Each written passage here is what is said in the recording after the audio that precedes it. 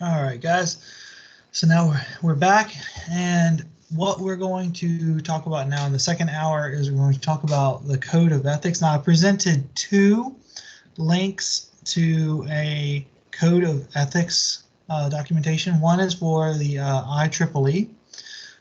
So this is kind of the worldwide international for engineering and technology group, and so lots of standards, lots of things you'd be familiar with from IEEE.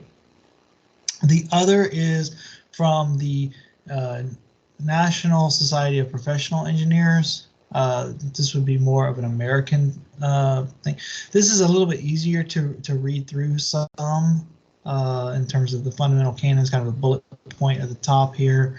But basically, they say a lot of the same stuff. They say a lot of the same things here, right? And so kind of what I wanted to do today was I wanted to talk through some of these points, and especially kind of what I like bringing up with these classes is where some of these points may conflict. Okay, so let me give you an example. Specifically from this one's easier because it's kind of where again, these short bullet points. All right, now hold paramount the safety, health, and welfare of the public. Okay.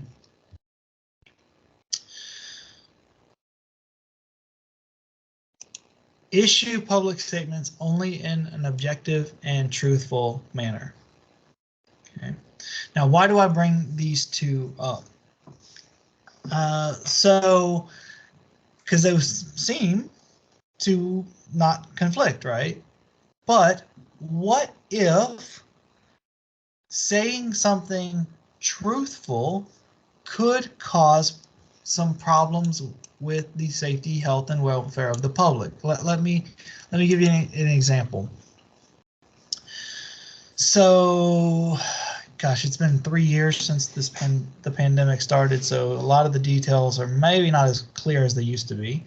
But I do remember early on in the pandemic, there was guidance given from some of the main health organizations that suggested that masks were not necessary, that masks were not beneficial. Okay. Later, they said they came out with guidance that said that people should wear masks, that they were beneficial, and in fact, we even had mask wearing mandates in a lot of countries and a lot of places.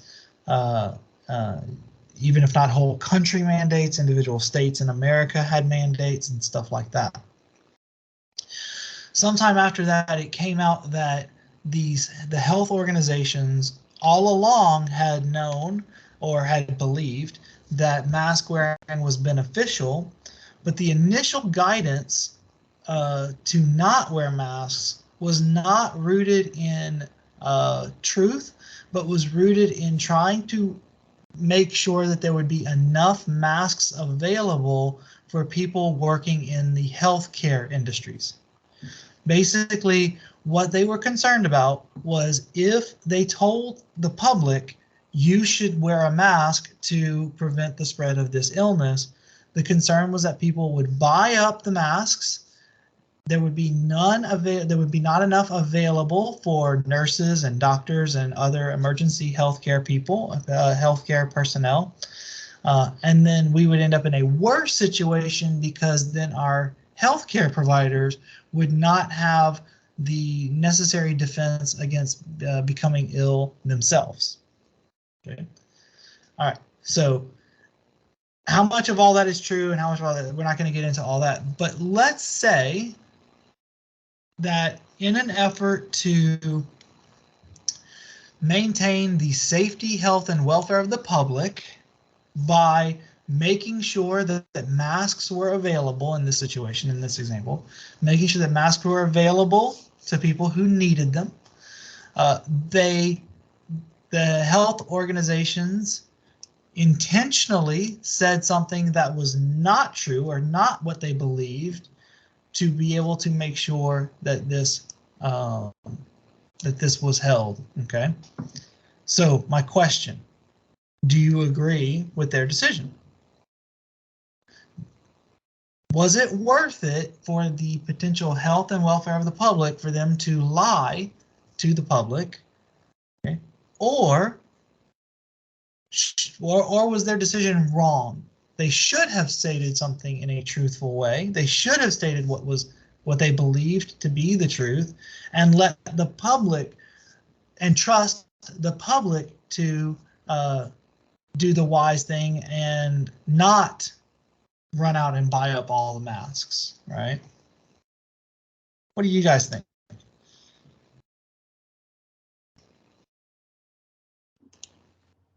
Sure, can I give an answer?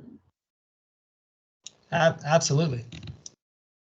Yeah, well, I personally don't condone the actions of various health authorities during the pandemic, but I think that even though that might be a crutch to get out of a worse situation, what they said about healthcare professionals not being able to find enough masks and whatnot.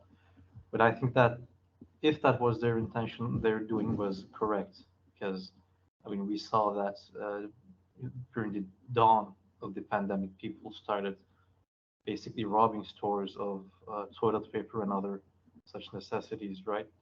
To trusting the people would have obviously been the wrong thing to do, the wrong move, basically, right? So I think they're whatever they did was the correct thing, and I think that this list is ordered by priority, right?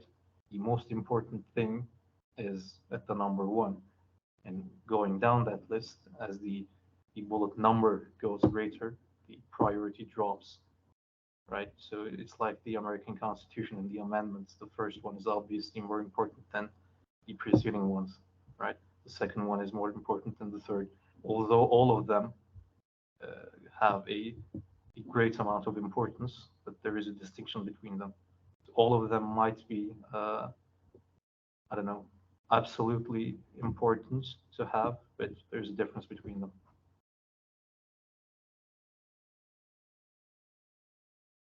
Thank you. Thank you. Anyone else have any ideas? Or it's safe to disagree if you disagree. I've had many students who have stated very similarly to what Orjan just said. I've also had many students who have said the exact opposite as well. So.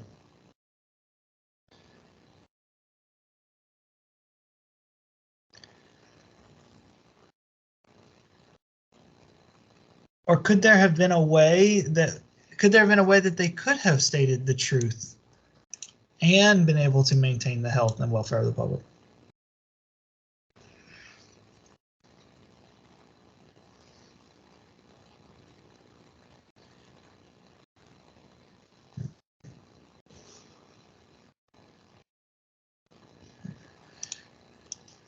Okay, so let me ask you this on a personal note then. Is it sad that we feel like we can't trust, and I say we, I shouldn't say we because that would be me taking a side in this, but is it sad that the health organizations and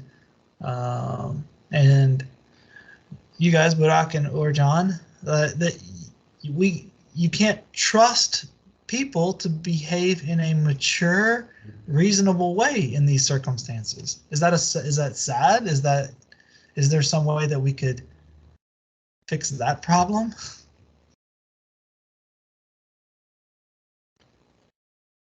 I kind of don't think so. Sure, I think it's the self-preservation instinct kicking in and doing everything it can, not caring about others, just you and your own tribe, your family. Right? I think most people would care more about their pets than other people. Yeah. Yeah.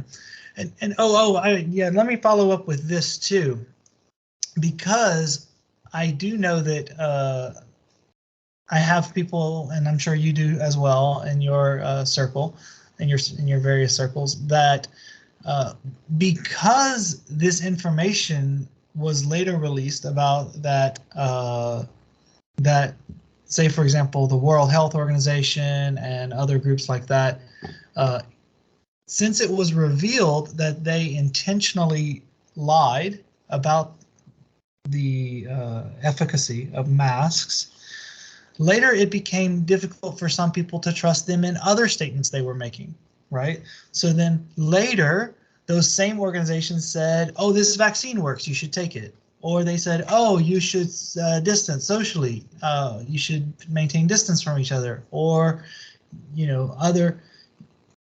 other guidance that they were given in the World Health Organization and what's the American one? CDC. The CDC, when they said this is what you should do, there were some people that I know personally who said, yeah, but they lied to us before. How can we trust them now? Right?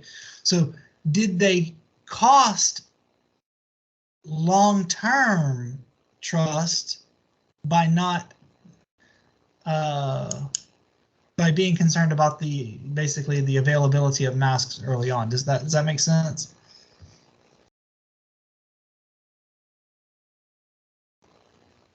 What exactly do you mean by long term? Like, is 15 years long term? Because if so, I don't think it will stretch any further than that, because we don't really tend to remember. You may be right.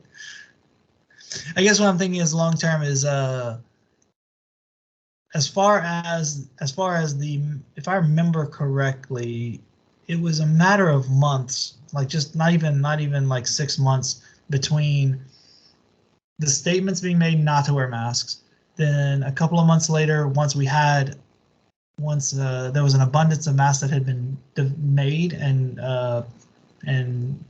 distributed, then the guidance came out to wear masks. And then it was a few months later that there were interviews with WHO and CDC people where it was revealed, oh, no, we're saying that you need to wear masks. We've known that you need to wear masks all along, as a way to try to confirm, yes, this is important, we need to do this. We've known that we need to do all along, but we were trying to make sure that there were enough masks for health professionals. And so that's why we said not to at the very beginning. So within a matter of 6 months, that was the problem of making sure that there were enough masks for health professionals was accomplished. But now we are here 3 years later, and I have, friends and connections on social media who are claiming you cannot trust these organizations, right? Right, and so like Gomera is pointing out that, and let me know if I say your name wrong, by the way. Gomera is pointing out that this could have been a main reason of why many people chose not to be vaccinated, was because they felt that they could not trust the CDC and the World Health Organizations. But yeah, we do have short memories, don't we? Yeah. Unfortunately, that is true.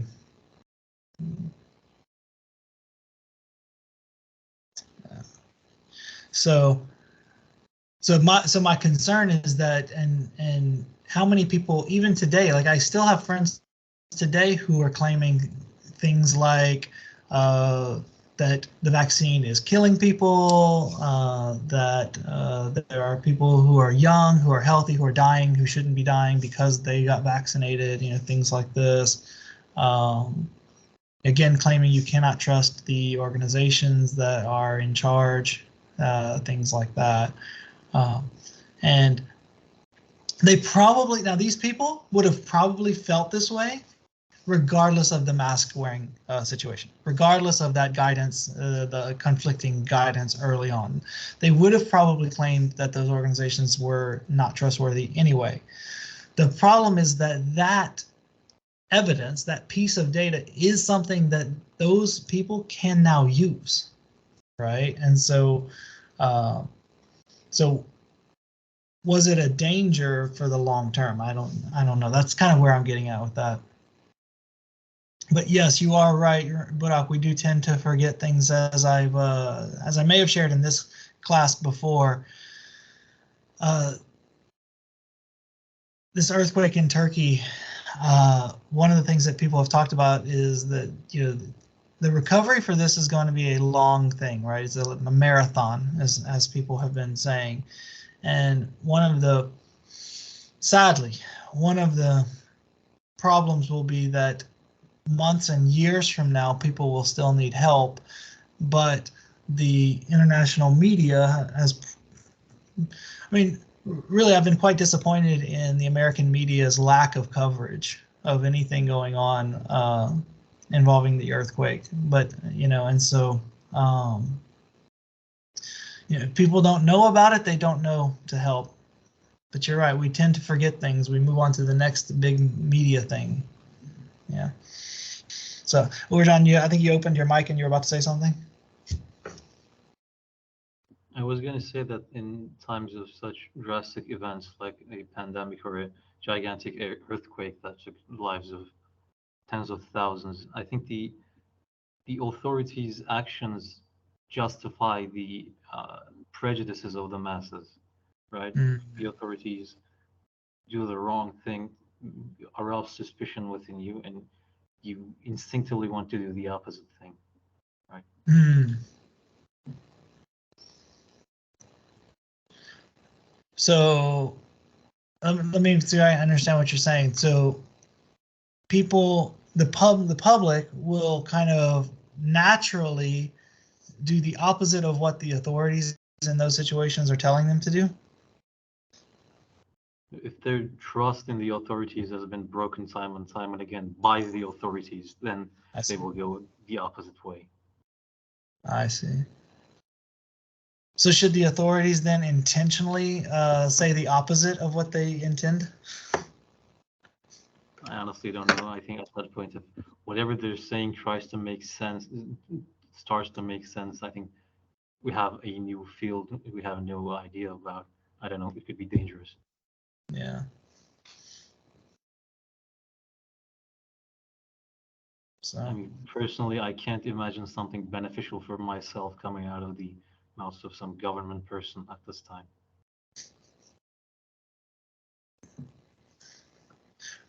For anyone who might be listening on the call, I'm not the one saying these things, just so we know, okay?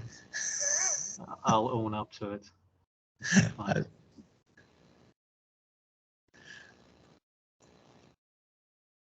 Yeah, so what's another one? Okay, let's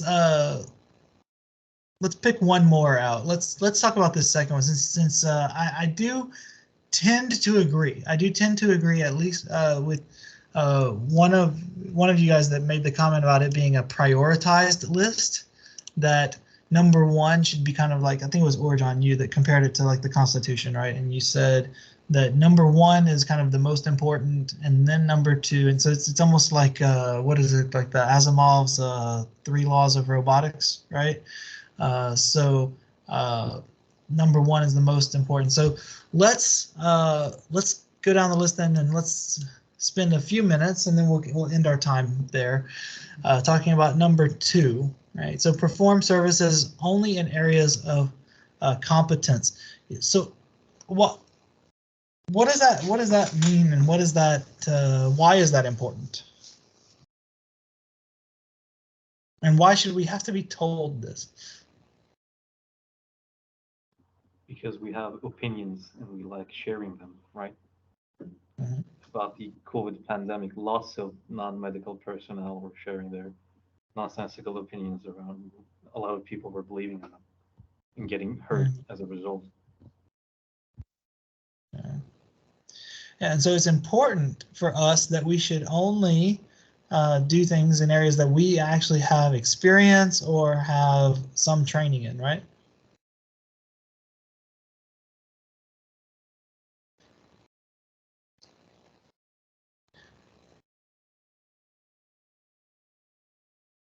Would there be a time?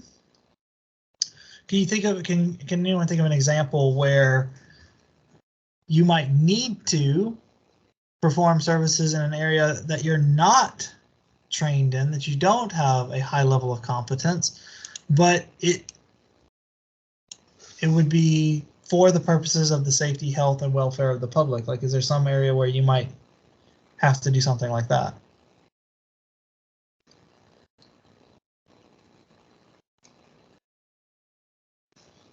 I'm gonna say something drastic, but maybe if like there's a bomb in a city square and that there are no, I don't know, bomb defusal personnel, so it's gonna explode either way. So why doesn't someone try to defuse it? That would be a very drastic, perhaps one of the few examples. It is a rather large example, yes, you're right.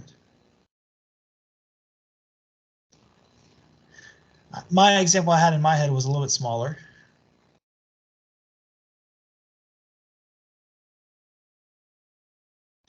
And that's yeah, Burak, good question. Is that what do we understand competence to be? Because the truth is,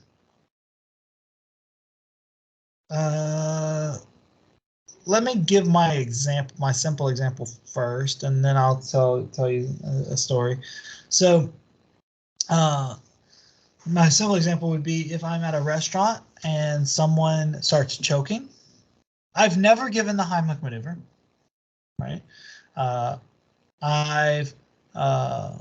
not a health professional, right? I have no competence in that, but I might still try to help them, right? I may still try to do something to help them not choke, right?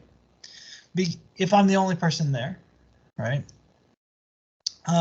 Because me doing something in that situation would be better than doing nothing, I would imagine. I could imagine myself trying to help in some way in that situation, even though I don't have competence in that area, right? Or a high level of competence in that area.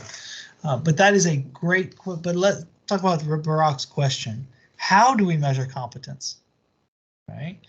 So for example, when I talked to you guys before about this article that my friend sent me, and we got into a back and forth on the messaging, and basically, you know, I was saying, I was essentially saying we should listen to the experts in the field who are saying that masks are helpful for reducing the transmission of the virus. And and he sent me that article and said, well, this one says this here says that masks do nothing, or whatever. And it's like, but we talked about it a little, and basically when he said, do you not think, he asked me, do you not think that you're smart enough to understand these things? And I said, well, no, I mean, I'm not an immunologist and I'm not a virologist, so I don't know how to thoroughly analyze the data. So in the article, I read the conclusions, right? I read those researchers' conclusions about, because basically what it was is he was disagreeing with their conclusions, right? And my thought was, they're the immunologists or virologists. They know how to analyze the data better than I do. So I should listen to their conclusions about the data. He was saying, oh, we're smart people. We know how to read these things ourselves, right? So I would say in that area, Barak, I would feel that those researchers had more competence in the area of immunology than I do, right? My friend, however, feels that he's equally competent to them because he's a human with a brain just like they are, right? So the question sometimes is, I think we may have less competence than we think we do. Let's see. You followed up with choking to cancer. You're the only person in the room. Would you perform a cancer surgery on a? Oh, yes. No. No, definitely. I don't think I would there. I think one difference there between your two examples is the choking situation is probably more immediate. There's an immediate threat, whereas with the cancer surgery, may not have to be done like in the next 15 minutes, kind of thing. Does that, if that makes sense? And I'm sure there's lots of other examples where there is an immediate threat. I hope I never come across this, but if somebody is in my area and they have a gunshot wound, perhaps, um, I definitely would not try to like remove the bullet or something. Yeah, and that would be an immediate threat, where I probably would not do uh, what was most necessary. But it's an interesting thought. Is there's multiple variables at play, right? There's how immediate is the threat. There's what level of complexity or competence is necessary to successfully solve the problem, right? Because I would think to dislodge something somebody's choking on or doing the Heimlich maneuver or something like that probably requires less medical competence than performing a surgery, right? So there's a level of competence that's necessary in the field, and the immediacy of the threat. Yeah, that's a good question. What about some of the other guys on the call to Barack's question about measuring competence, right? So how do we measure it by how many degrees someone holds?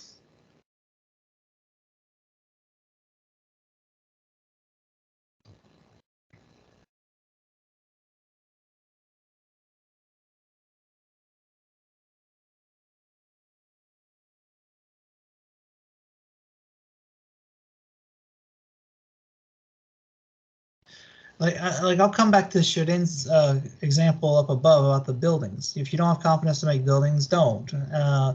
But many people probably had credentials, whether it be degrees or certifications or whatnot, to make buildings that have now fallen, right? Have now fallen in the eastern part of the country, right? They had the written credentials to be able to do that, but there were other things, other factors that the buildings they built did not withstand the earthquake, right?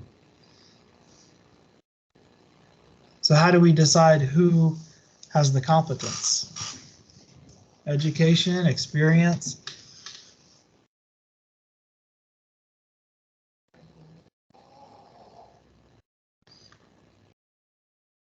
Proven success?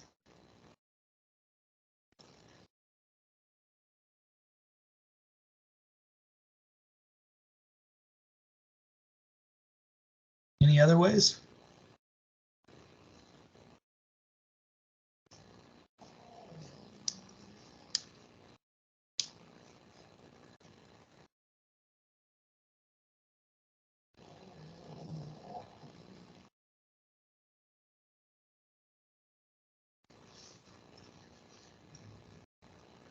Is that it? Just education and experience? And I mentioned proven success, but even that's questionable, right? But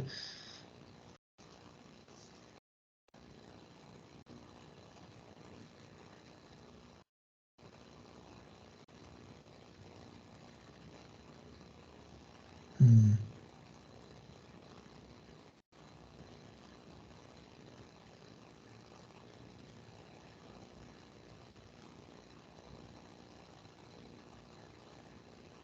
Hmm. Okay.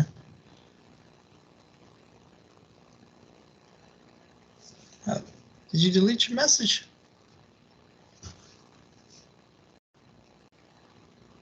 No, it's okay. It's should it not? It's okay. I think everyone on the call probably understood what you wrote there in the Turkish. So So, because what I think what you were getting at with your comment was, in addition to education and experience, they also need to follow ethical principles in whatever it is they're doing, right?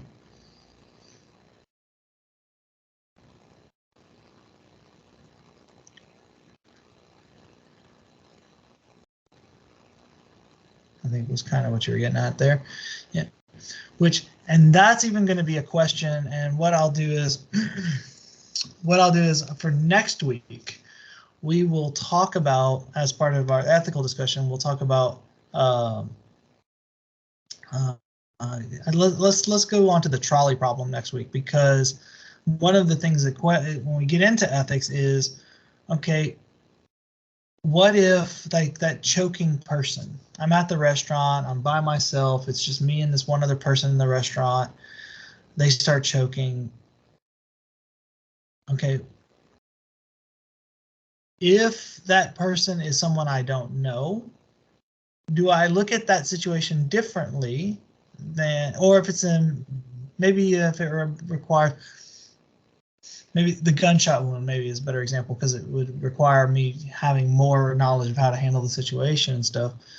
If that person is someone I don't know, do I treat it differently than if it's someone like a friend or my sister or someone, you know, close to me? Or do I treat it differently if it's someone that I don't like, right? That is someone who has caused many problems. I'm sure many of you have seen movies or TV shows where there's someone who is causing lots of problems for the main character, and maybe financial problems, or is getting in their way of doing what they want to do. And then that person is at risk in some way. And then the main character has to decide, do I help this person even though it could cause me problems if they get help? Do I let them, hey, it's not my fault, you know, that kind of thing.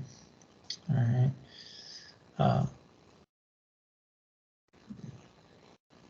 Because like that's the question of the ethics there, is what I'm getting at with that, is like, what does it mean to act ethically? Right? How do we decide even that? Because that's part of what these discussions are all about, is to help us understand that these questions are complex, right? They're complicated questions and therefore have complicated answers. Right? But I do encourage you to be I think we unless you have something specific you want to continue on in discussion, we'll finish off there. So do you have something else you want to bring up in regards to the fundamental canons? Sure. We have time. Go ahead.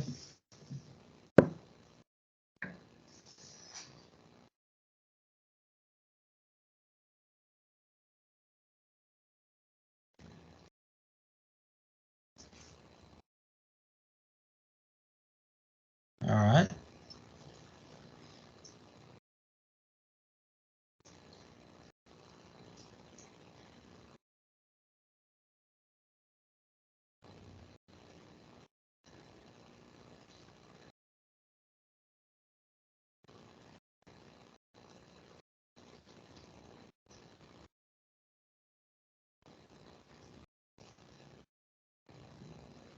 Mm-hmm.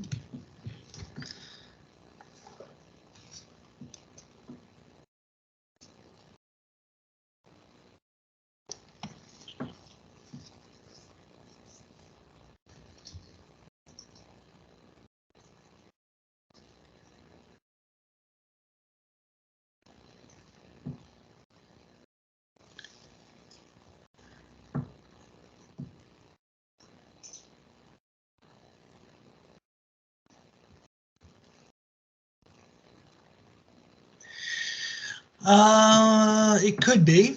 Let's see. I think specifically lying would be in violation of number 3. Deceptive. My understanding. Here's how I would read this. And again, I'm not the authority on this, but the way I would read this would be to not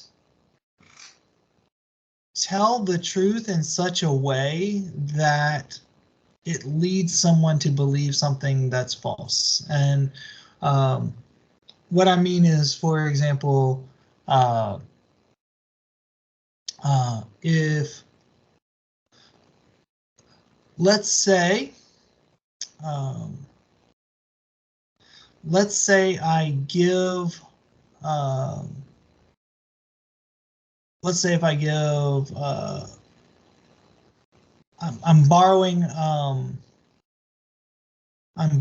my friend's car, okay, and then I tell my wife to give the car to someone else, like to let someone else borrow it. And then my friend comes and says, "Oh, where's my car? Did you let someone else use it?" And I'm like, "No, I didn't let someone else use it." Right? Now, I didn't let someone else use it. I told my wife to. Right? So I'm telling the truth that I didn't give it to someone else. Right?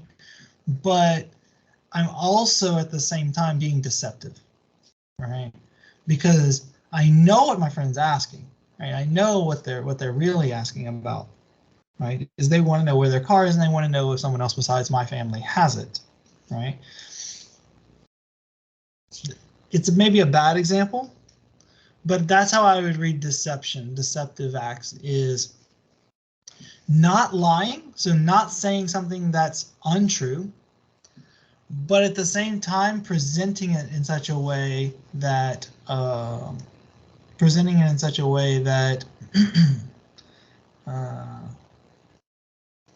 like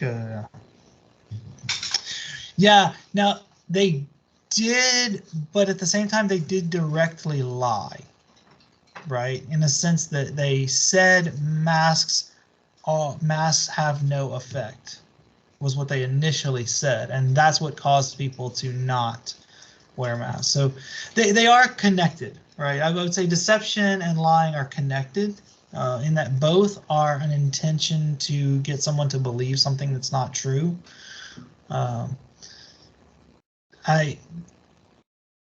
My personal understanding is that deception, not lying, but deception is more not specifically saying something that's not true. But you're right, they did. So I guess it would be both. So they would be. But if, as Urjan has suggested, and he's not the first person to suggest this to me, if he's correct that these should be seen as a prioritized list, that this is the most important thing, okay, this we should hold to as long as it doesn't conflict with this. This we should hold to as long as it doesn't conflict with these two, and so forth. Then what they believed, according to their explanation later, what they believed they were doing is they were holding to number one, the safety, the health, and welfare of the public, even though they were lying and deceiving. All right. But yes, you're correct, I guess, in that case, that in that sense that both of these are coming up against this top one.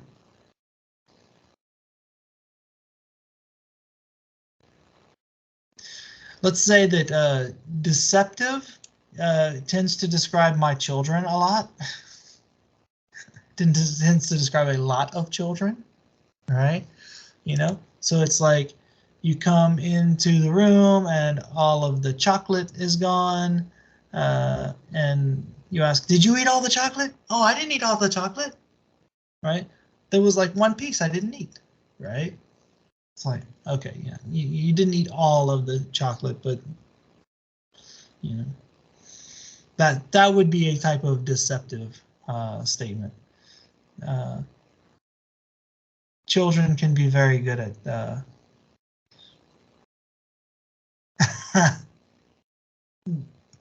you're right, this ethics code is for engineers, not politicians. Good point. All right. So, are there any other comments or questions?